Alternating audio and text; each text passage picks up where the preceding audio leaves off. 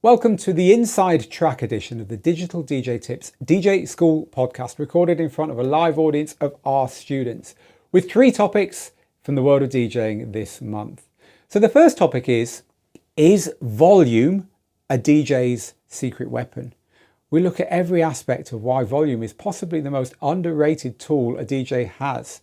And the community really did chip in here and share an awful lot of value. So listen out for their contributions in that segment of the show. We then move on to talk about the results of a survey that we've recently conducted with some of our best students, some of our working DJs, about their attitudes, their sentiment, and their thoughts about the future of cloud music for DJs. Because we keep our lives in the cloud nowadays, don't we? Our photos, our documents, our emails, and so on. And yet it really hasn't caught on among the DJ community yet, even though some systems are getting very good. So why? Why not? What are the issues? Well, we dive deep into that. And finally, we talk about beatgrids. Now, beatgrids they are the magic behind the scenes that allows modern DJs to do a lot of the tricks that you see, a lot of the stuff they do with loops and effects and with syncing multiple sources and so on. It all relies on this technology underpinning the whole lot called beatgrids. But beatgrids are moving on very fast at the moment, and software is adding new features and making it easier for people. Strangely though, at the same time, they're a pain point, and especially a pain point for DJs who learn the old way with vinyl.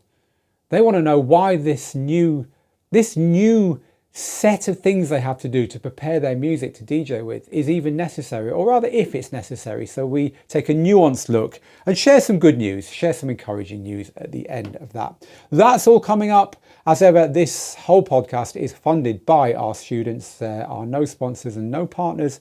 So thank you very much to all of our course owners for making this possible. Let's get started.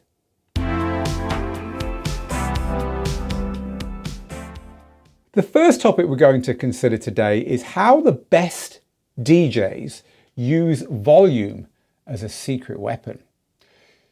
So this is one that I hold close to my heart, and I'm sure that you, if you've ever been in a restaurant or a chill bar where the DJ is just smashing the tunes out way too loud and it's ruining the vibe and you can't hear yourself think, or you've been in a club too early and there's not many people there and again the DJ is just smashing it out at full volume, or you've been in a venue where for whatever reason the music's been too quiet. It could be that the sound system's not good enough. It could be that there's been noise complaints and they've had to turn it down. Where we live here in Gibraltar, I live in a kind of, those kind of marina, pleasure yachts, harbour type arrangements where they build apartments around boats and stuff, and there's lots of venues and restaurants, waterfront style stuff.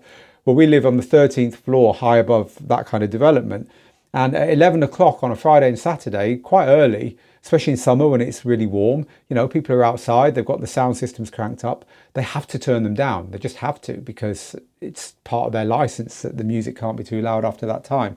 So, whatever reason, music can be too loud, music can be too quiet, but volume is a very, very important thing. And DJs, especially beginner DJs, don't really grasp how important volume is. I always joke as a DJ school that teaches DJing down to the most minute detail. Ultimately, DJing is about getting the right music at the right volume and cutting out the gaps, right? So volume is an important part of this. So if you have ever wondered what pro DJs do with volume that amateur DJs don't, well, this is for you. And I'd love to know your thoughts as well, live audience with me as we record this. So please don't be shy on that. So let's talk about why it's important. Well, we kind of have already touched on it, right? If you want to just lose yourself in a club, it's got to be sounding nice. And if you want to be chatting to people with background music, it's got to stay in the background and everything in between. When I used to DJ regularly in a bar, there's a bar down the coast where I used to DJ where the sun, it was in one of those bays where the sun set in the distance, right? So what we used to do was on a Sunday, people would come to this lovely beach bar and have their Sunday lunch, and then they'd probably hang around and use the sun lounges and get the pina coladas, and I'd play kind of Sunday afternoon music. And then as the sun set, I would get chiller and chiller and chiller, and then by the time the sun went down, it was kind of ambient, and then we would just play a little bit of very low tempo dance music to end off with, right? So a lovely kind of vibe. And that used to be for me one of my favorite gigs of ever, but it was a bar, and so owner of the bar said something that's always stuck with me. He said the DJ should be louder than the background music, but not as loud as a club DJ. And that really stuck with me. You know, your DJ has to be loud enough for people to know there's a DJ. Otherwise, just put a CD on and be done with it, right? But not so loud that it hurts. So look, if the non-DJs are thinking about that, trust me, you should be thinking about it. So let's talk about it then. So to me, the biggest error DJs make is not knowing how loud it is wherever their crowd are listening. So one of the rules I've always had about volume is when you are DJing, every now and then, if you can, obviously you can't always do this, but if you can, put a longer tune on, the kind of tune you put on when it's time to head to the bathroom or whatever. But instead of doing that, or you can combine the two, of course, instead of doing that, just go and have a walk around the venue. So whether this is a lovely beach bar as the sun goes down, or whether it's a club, go and have a walk around, and not just once. Like, do it often, because we're going to talk in a minute about how the vibe in venues changes. But that's the only way you're really going to know. And when I used to run my own club, and when I used to DJ literally every Friday and Saturday for many, many, many years, it was part of my routine, not only to check whether the speakers were all working fine or whether we'd got a blown tweeter or whatever, but also to make sure the vibe was right. And I would literally ask myself in my head, if I had just arrived in this venue, does this feel like the right volume? And if not, I'd go and tweak it. So walking around the venue is a good idea. Another tip I've always taught is watch your meters, not your faders. And I'm going to develop this in a second. So what I mean by this is that your meters, if you're doing it properly, your meters should be set in a certain way, and the faders are just a creative tool you use around that, right? So just because your faders are all on full, it doesn't mean that the volume is necessarily right. But if you learn that when the master volume output is at a certain level on those meters, that it sounds in a certain way out there on the dance floor, that's very useful information to have. So watch your meters, not your faders. But also, DJs and anyone exposed to loud music for a long time suffer from well, they can suffer from bad things, of course, but on a night-by-night basis, suffer from ear fatigue. And ear fatigue is basically your ears get used to it. I mean, your ears basically close down as much as they can to protect themselves. So what you don't want to be doing is constantly pushing the volume higher and higher and higher because you think it's getting quieter. Those meters are not going to lie to you, right? So both for ear fatigue and also just because it's good to learn a sound system, learning what your meters are telling you is really important. But levels only tell half the story. And now we're going to get onto some of the things that pro DJs know instinctively and that it's worth you learning and thinking about.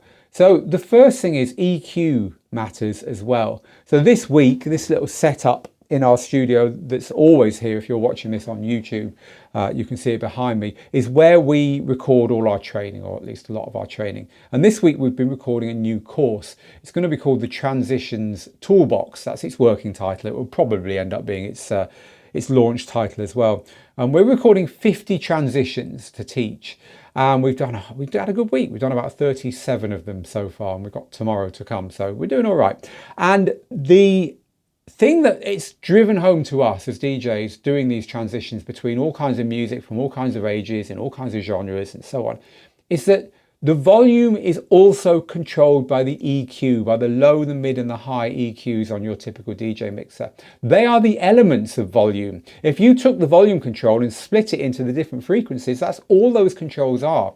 So the volume, the overall volume, and indeed the meters are not telling the whole story. Here is a very, very good example of that, literally from today's recordings here in the studio as we were making the course. We were playing with the new Harry Styles track, Aperture, which is like quite a daring track. It's pretty deep tech house, but it's also quite lo-fi, almost muffled. It's got a lot of low mid and everything else is pretty held back in the mix. So that track will push your levels really high because of all the bass and all the kind of low mids in it without actually sounding very loud on your speakers. And so it's worth bearing this stuff in mind because sometimes it's a good idea to, especially in a transition, to kind of double guess what the producer has done for you to make the track suit your ends. In other words, if there's loads of bass in a track and you're mixing with one that hasn't got loads of bass in, taking the bass out of the one that you think for the purpose of this transition is a bit too much, and then adjusting the volume accordingly can give you a better result than just relying on the volume control. So use EQs as a volume tool as well as a tonal tool. So another thing to bear in mind is the overall track to track volume. Now, a really good way of checking this, if you record a DJ mix, and hopefully you do record DJ mixes and you do record your own DJ transitions regularly as part of those mixes, because we should always be making mixtapes, as we used to call them, as DJs, right? They're our calling card. Stick them up on Mixcloud, share them with your friends, whatever, but you should be producing mixes. They're a good way of keeping a track of what you've been into in any particular season. They're a good way of checking your skills, but also they're a great way of checking how as a DJ you handle volume.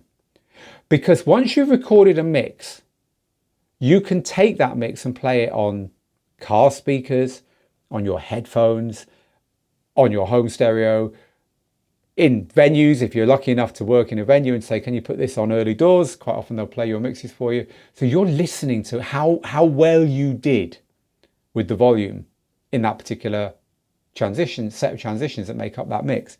And you spot the tracks that you habitually play a bit too quiet or a bit too loud, and you can start to look at why. And this stuff sinks in and this stuff becomes second nature. And this is what pro DJs know. They've not only got a second nature for the overall volume, but what the overall frequencies are doing in that mix. And if you load a finished, let's say you do an hour recording, right? And you've got the WAV file of that hour, you drag it out of your folder on your computer and you put it into a wave editor. And a good way of doing this is to load it into something like Audacity. Audacity is a free wave editor. It's very, very good. You can actually look at the waveform of the whole mix. You can get it all on the screen at once and you can look at the individual tracks. You can always tell, very nearly always tell, each track just by looking at the waveforms and their different characteristics. But you can see the ones that are way too big and the ones that are way too small. And then you can listen to them and ask yourself why. Now, we've already talked about the meters aren't the whole story. The waveforms aren't the whole story either, but they'll give you clues as to what did and didn't work. So a few more tips about using volume strategically as a DJ. One trick I always used to use was just, you shouldn't be playing at one level all night, right? You're going to tire everyone out. So you're going to play in peaks and troughs. It's another thing we teach, of course. So peaks and troughs mean that you have parts of DJ sets where it's not quite so energetic and parts where you definitely want everyone on the dance floor. You're definitely making a stand. You're making a statement. The parts where you're making a statement often benefit from you having the volume a bit higher than the rest. So while most DJs who haven't got the experience will try and push the volume to the limit at all times, actually knowing what the limit is and holding back from it leaves you somewhere to go when you really need it, right? So it's a good idea to use volume strategically as well and deliberately hold a little bit back. Now, this is a trick that venues use as well with live bands and so on. They'll often not have the PA system at full volume, full stop until the main act comes on. That's a kind of sneaky way of using it, and venues do it as well with guest DJs and warm-up DJs. Warm-up DJs often are not allowed to have the system on full, and it only goes on full when the guest DJ arrives. But they're doing the same thing. They're playing the same tricks here. Ultimately, volume is a tool. It can be used as a tool. And I think one final, that's the main lesson here. Volume is a performance tool. It's not just a setting. So micro adjusting it throughout your set is a really good idea. But one thing, again, this has come from us teaching this week. One thing that it's really, really worth driving home is that you've got a one knob volume control on your DJ gear that just sounds really good. And if you're already saying it out loud, I'm going to confirm that what I'm talking about here is the filter. A filter is a volume control in disguise, because a filter is designed to give you a lot of what a volume control gives you, especially if you knock the bass out by using a high pass filter. It gives you a lot of what the volume control gives you, but it sounds more musical. It's got a resonance, it's got a musicality about it, which is why producers use it so much. Producers often don't fade things into a mix, they filter them in and out again. So use that to your advantage. If you're beat matching between two tracks, just knocking the filter a little bit off center on your mixer can be enough to push a track into the background, let the track that's coming in dominate. And it's like doing all kinds of clever stuff with all your EQs and your volumes. One knob can do it, the filter knob. So there's some tips on volume, and there's some ideas from our week here of producing literally dozens and dozens of DJ mixes as to how we've been using volume as a secret weapon here, and how I recommend you play with it. Have a go, experiment in your next DJ set. Lots and lots of comments coming in from our students live here. I'm going to share a few of them now. Mixmaster G says, I had to walk around to check if the amps were still running. They could run too hot and then stop. It's a great story about that I have here as well. We once had the amp room got so hot in our club that the amps started to cut out, just as you say here, Mixmaster G. But it's always the bass amps, in my experience, that cut out first, because they're doing the hardest work. So we had a very hot summer's day and the aircon failed in the amp room and the bass amps started to cut out in our venue. And so it sounded awful, obviously. We just had the top cabinets working. And so the venue manager ran up. He had an apartment over the club. He ran up to his apartment and he had one of those portable air conditioning units, which he pulled down and he put into the amp room, and he cooled the amp room down. We had that big kind of pipe sticking out of the amp room from this portable unit, blowing hot air into the corridor. And after, I don't know, 10, 15, 20 minutes, the room was cool enough for us to dare to power the amps back up. But I said to him, no, tell me before you power them up. And so what we did was, on the mixing desk, in the DJ booth, we turned all the bass down, right? And said, okay, turn them back on. And he turned them back on. And he's like, okay, they're all working. They're all holding up. They're not tripping out. And we're like, right, okay. And so we waited until the right moment. And then we threw the bass back in all at once on a big tune. And we got the biggest cheer I think I've ever heard in a club in my whole life. So if you ever want to really ride your luck, turn the bass off for an hour and then just turn it on again at the right moment. So thank you for that, Mixmaster G. Jack says, I've been doing a lot of house parties lately. I always ask the host to let me know beforehand if the music gets too loud for them. And of course, I also use my instincts and walk around the house when I have a song when I can leave the decks. Michael agrees, says, I always connect with the bartender to do the same thing, to get them to be my ears on the floor when I'm playing a bar gig. Some great advice here. And Sai says, alcohol cuts your volume perception too, along with pretty much all perception, right? And also, and this is a good point, I didn't make this one, so thank you for making it, Sai. Bodies absorb sound. So yes, early doors in a club, it's utterly different. I often say, you know, when you're really hungry and you go for a big meal, right? And you finish a big meal, like 2 hours later, you sit back and you think, I couldn't feel more different right now than I did when I walked into this restaurant. I'm calm, I'm happy, I feel heavier. You know, you feel like it's a completely different person. It's the same when a club fills up. You know, if you DJ'd from the very beginning before anyone was there to the point where you hand over to the main DJ and you've done that whole warm up, everything about it's changed. The temperature, the vibe, and also, you're quite right, Si, the music level. You turn music up when a venue fills up because people literally absorb the sound, especially the bass. So thank you for that, Si. The Ruckus is giving a thumbs up to walking around the venue as well, and also says that yes, the venue has to have the volume low and there's no one in it. And I also hate messing around with the trim levels, says the Ruckus, which is the input volume control for each of your sources on a DJ mixer. I do sometimes adjust them during transitions in order to manage the volume there as well. And this actually is a really good tip. This is why it's so good to have our live student audience here, because this is a tip we're going to share, a bonus tip for volume. And you're quite right, the Ruckus. So this is something I do all the time as well. If you have a track that's fading out, right? So a lot of pop music fades out at the end. It never used to. It always did. And then it stopped for about a decade, but recently it's been doing it again, right? So the chorus fades out, like the second chorus at the end of a song. You can use that trim or level, the big volume control at the top of the channel, and you can turn it up, and that gives you a lot of boost in order to keep that track in the mix when it's fading out too soon. But you must remember to turn it back down again, otherwise next time you put a track on that deck, it's going to be really, really loud. Perry says, I keep having a particular club owner telling me to turn it up no matter how loud I make it. I have very good sound systems and I like to tune to the room. Well, ultimately they're paying your wages. Sit your earplugs in and take the money, I would say. But yes, it can be frustrating as well. Thank you so much for your comments on that one. So a real set of extra goodness there from the students about using volume as a secret weapon. Let's move on then to our next topic for today.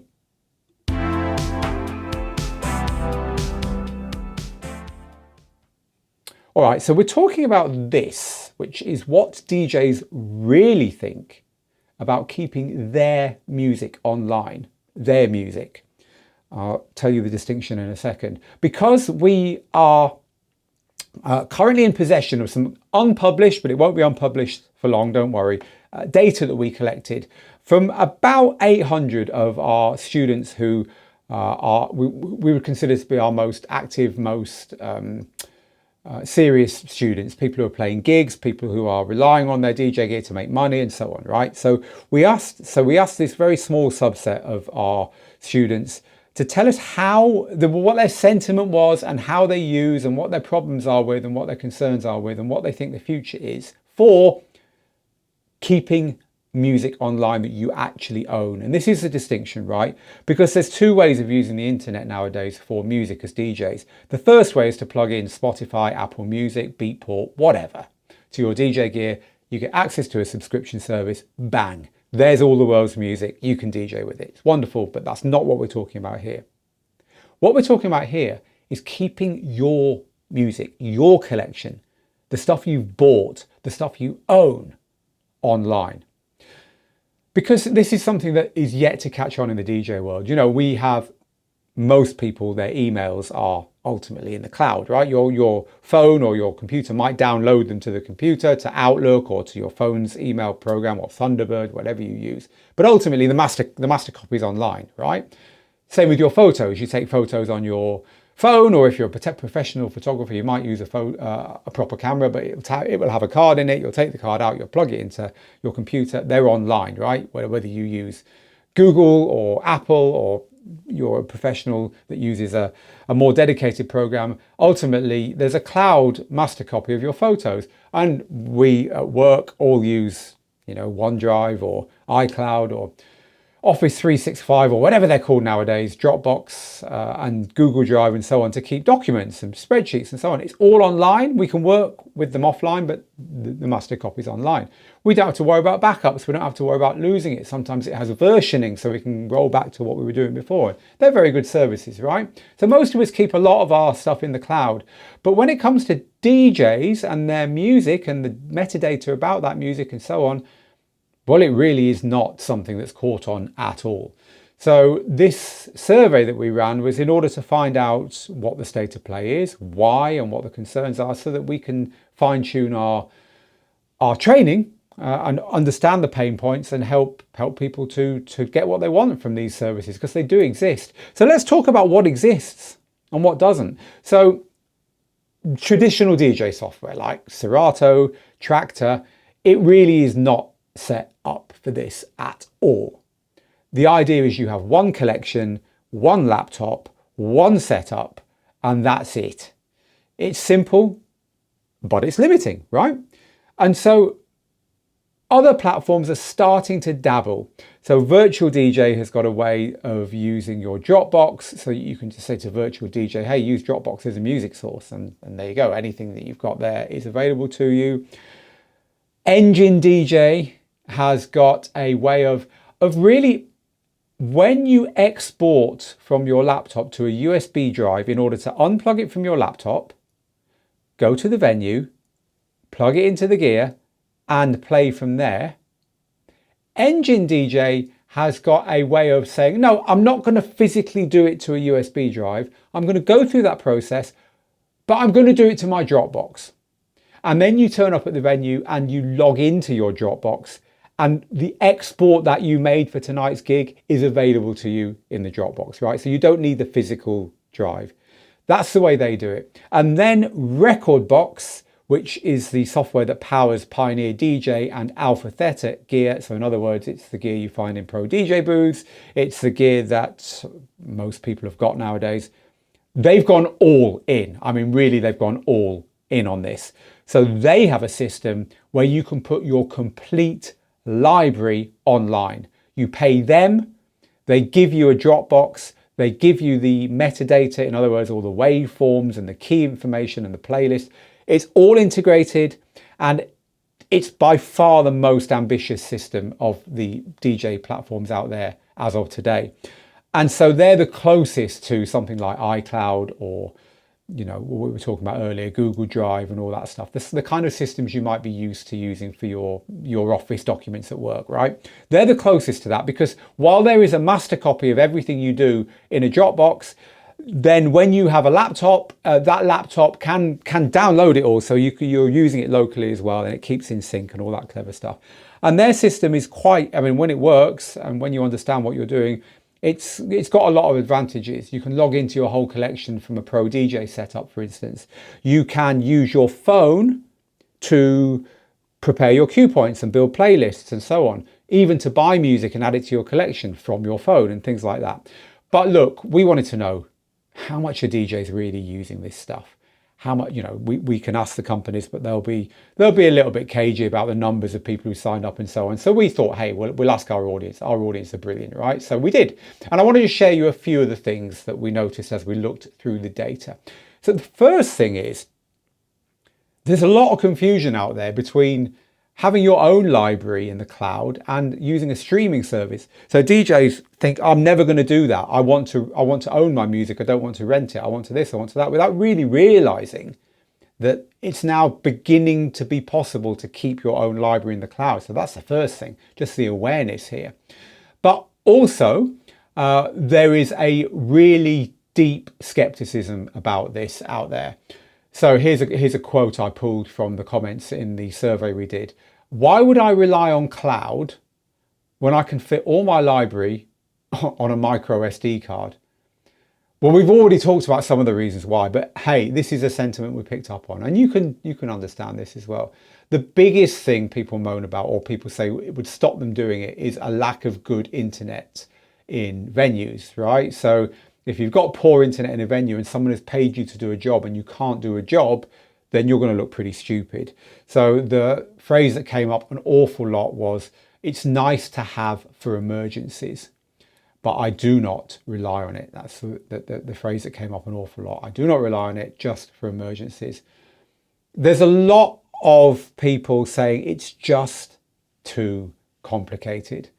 You know, DJs, especially DJs who've come to digital DJing later in the game, find cloud libraries just a step too far. They're struggling with local libraries, right? They're struggling with duplicate files and missing files and getting the metadata right and being able to find what they want and understanding the difference between a playlist and a folder. And look, to then add this in, especially because the system I've talked about as the most ambitious, Alpha Theta's record box, is not the most reliable. It's had some well-documented hiccups and outages and things that have really messed up DJs who, look, if it had worked properly, these DJs were good enough to have figured it out. So this complexity is definitely something holding people back.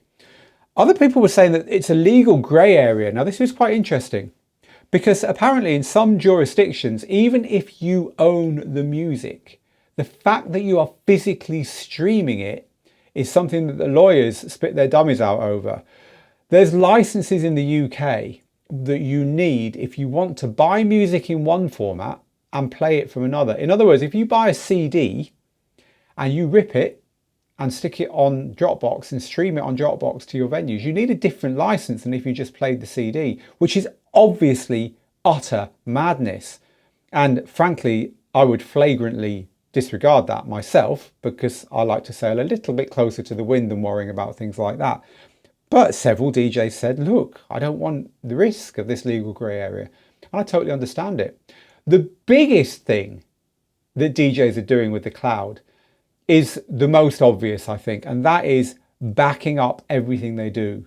So in other words, we heard over and over again, I'm not interested in this cloud thing, but I do use Dropbox to just back up everything once a week or whatever.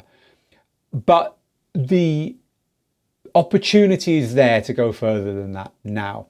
So it's an interesting idea, and there's a few people sharing your thoughts about it here. The final thing I want to add though is, I don't know if it's because I just look forward to what technology is going to bring us, or I've just kind of got I'm more optimistic or whatever. But look, DJ gear relies on power, right? You expect the power to stay on, and if the power went off in a venue, then you wouldn't be expected to carry on DJing, right? It also relies on there being, heating in the venue and light in the venue and so on.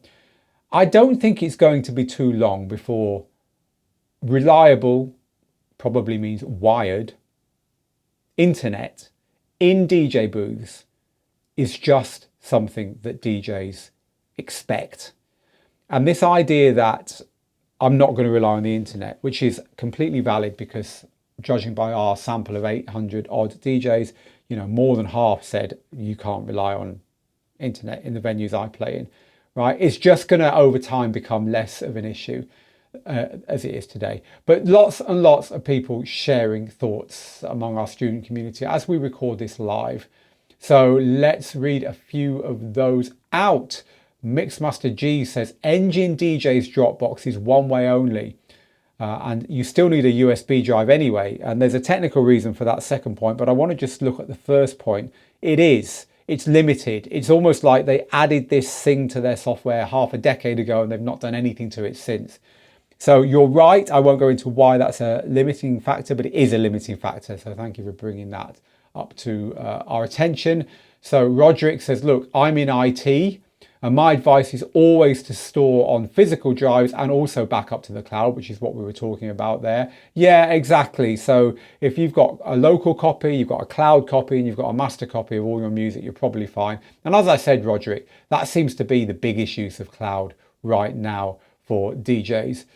So Don says, trust is what it comes down to.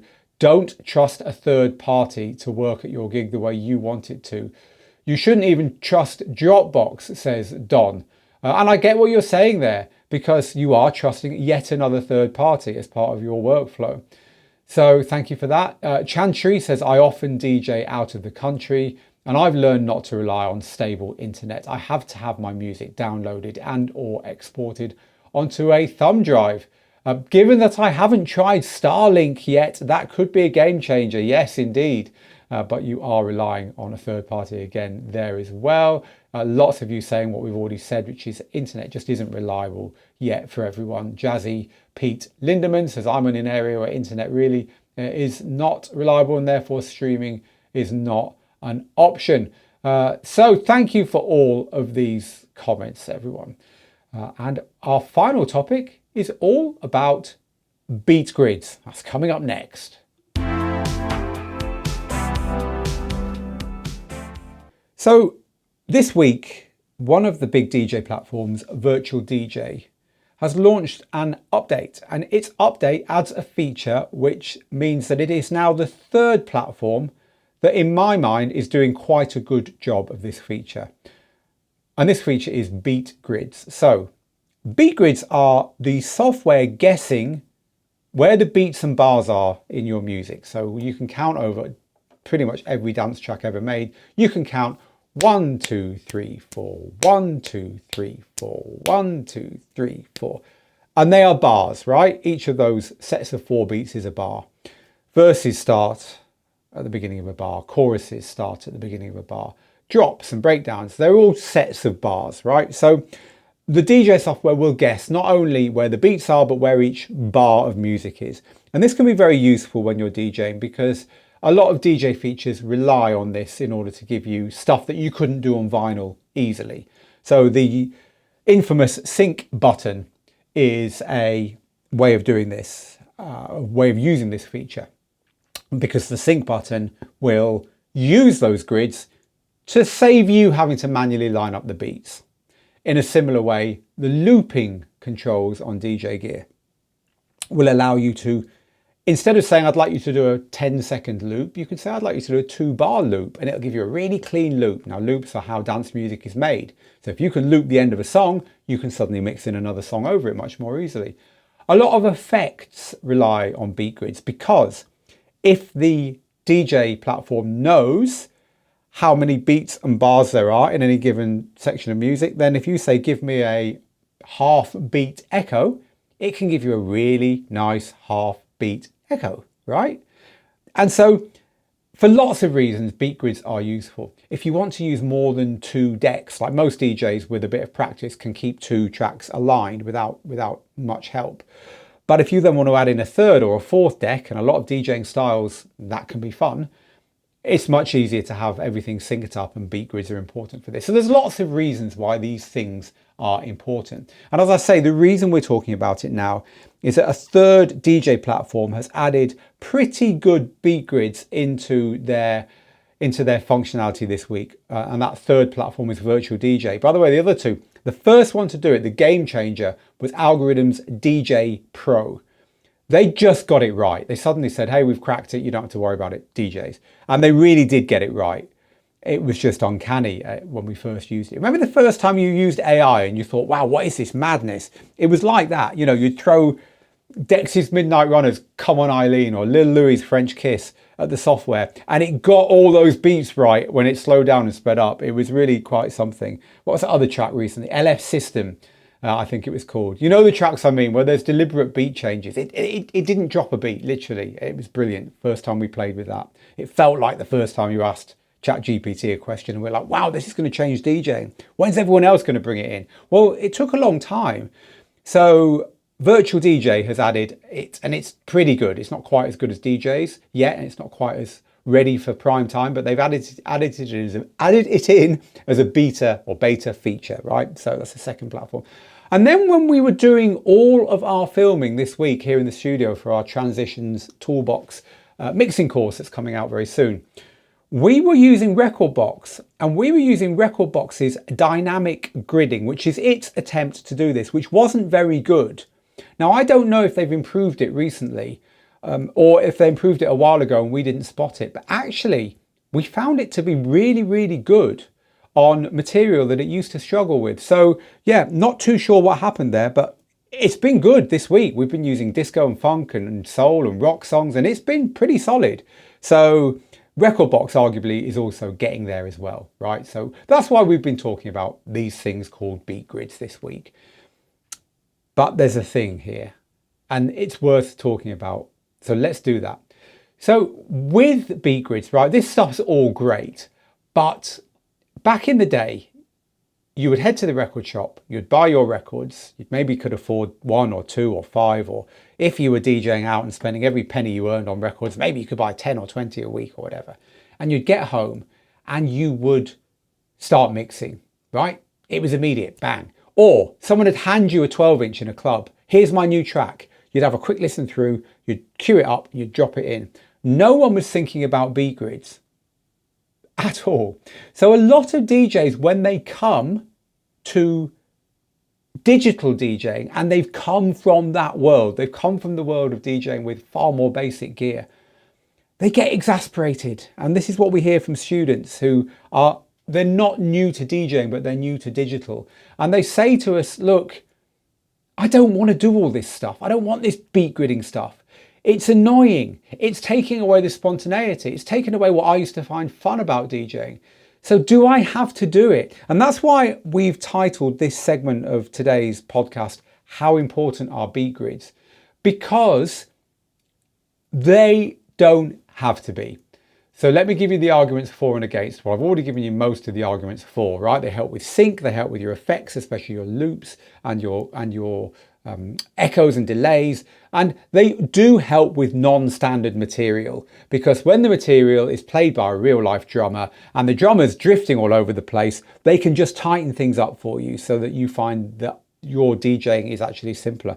And it's worth pointing out here that one of the things Virtual DJ has added, which none of the other platforms have, is a kind of helper for transitions. So in other words, if you like to beat mix the old fashioned way, where you're manually managing the tempos of your tunes and you're not using a button to do all the work for you, they've added a button that will just make the beat grid steady for that part of the song. So if you're mixing out of a song where the BPM just moves around a bit because it was played by a real drummer, you can just hit this helper button and it'll just make that part of the song nice and steady for you. So that even if you're just using your ear and you're not actually looking at a visual guide to those beats, it's kind of done the work for you in the background, which is quite clever.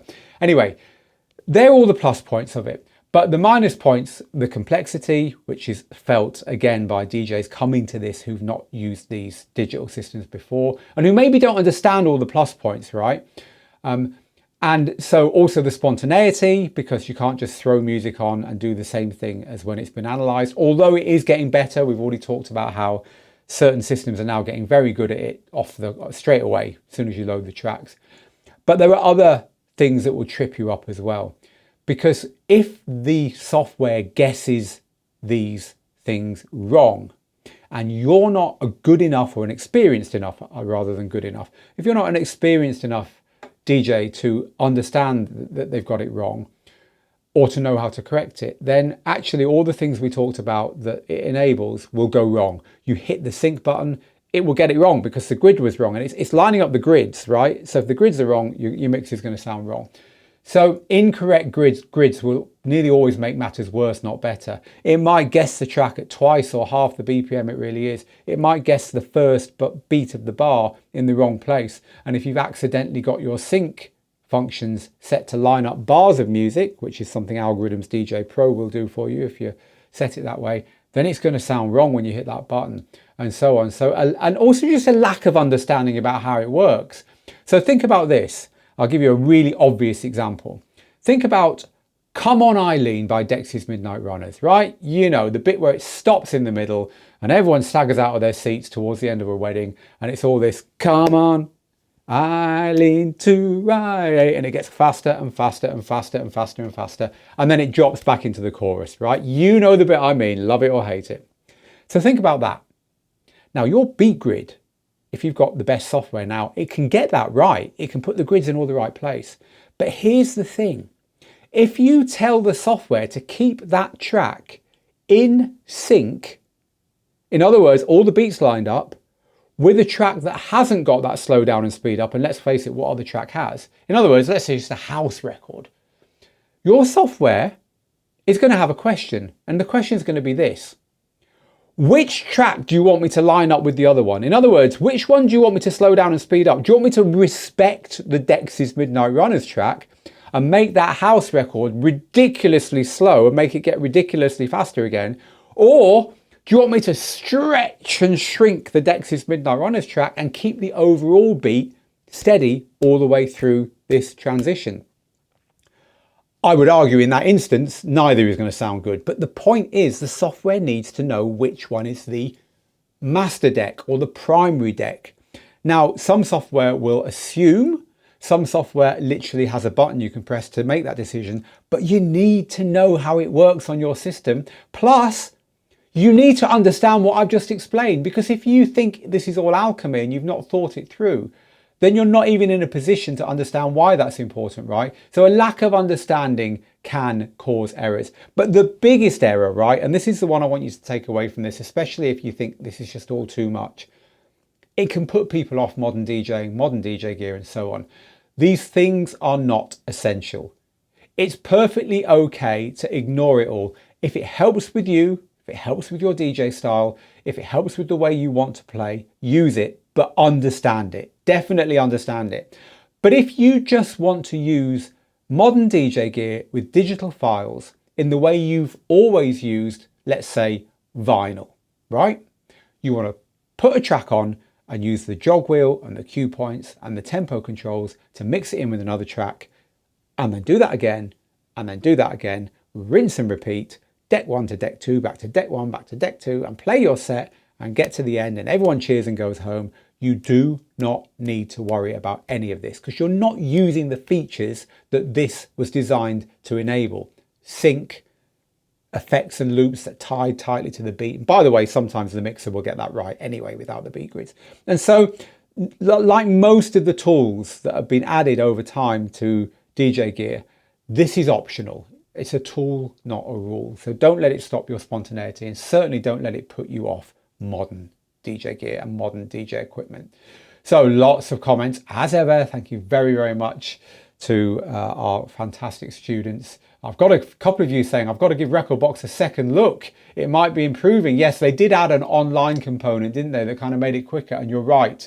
A couple of you saying this, that could be why it's suddenly got better, but it really has.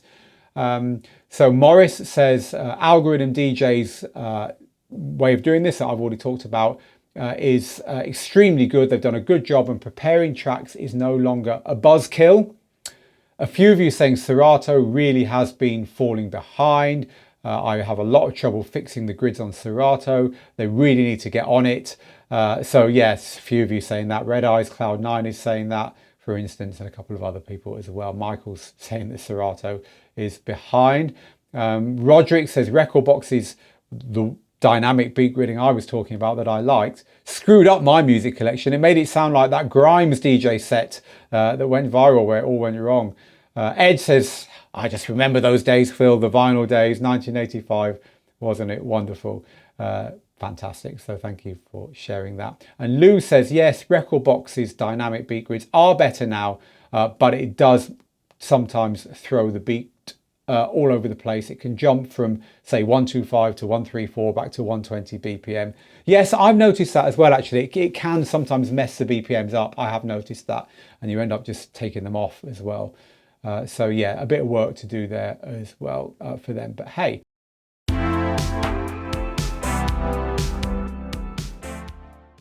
And that's where we're going to leave it. It was a great discussion today. Thank you again to our students for taking part in this live recording. If you'd like to ask a question and be part of it, owners of all of our DJ courses get a chance to join in. So do come and take a look at our courses at digitaldjtips.com. It's just one of the perks that you get with this DJ school, as well as, of course, getting access to some of the best DJ tutors in the world. So come and take a look at what we have to offer. And if you've enjoyed the podcast, we really do appreciate 5-star ratings and reviews. It helps us to get the word out further and wider if you take a couple of seconds to do that. So please do. Meanwhile, until the next time, get good, get out there, make the moments. See you then. Bye for now.